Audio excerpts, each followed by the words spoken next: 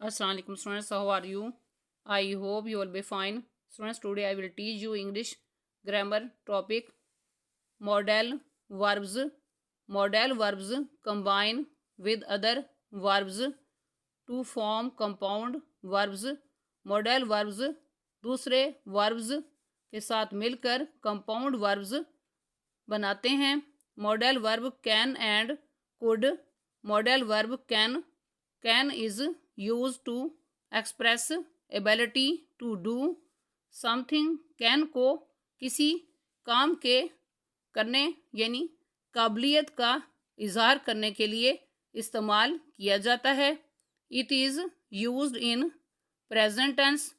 इसे present tense में इस्तेमाल किया जाता है. Structure subject plus can plus first form of verb plus object full stop.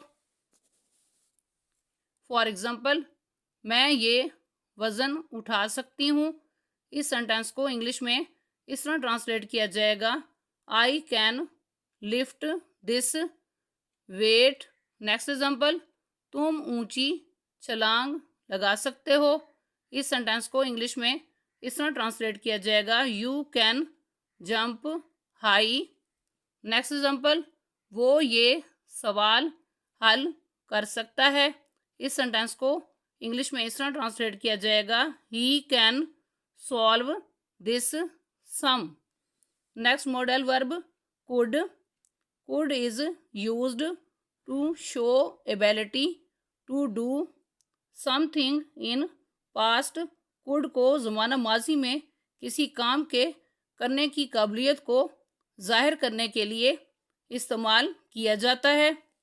Structure subject plus could plus first form of verb plus object full stop. For example, वो computer चला सकता था. इस सेंटेंस को इंग्लिश में इस तरह translate किया जाएगा, he could operate the computer. Next example, वो इम्तिहान पास कर सकती थी. इस सेंटेंस को इंग्लिश में इस तरह ट्रांसलेट किया जाएगा, she could pass the exams. Next example, आप मुझे फ़ोन कर सकती थी. इस सेंटेंस को इंग्लिश में इस तरह ट्रांसलेट किया जाएगा, you could call me. Students, आज का लेक्चर यहाँ कंप्लीट हुआ.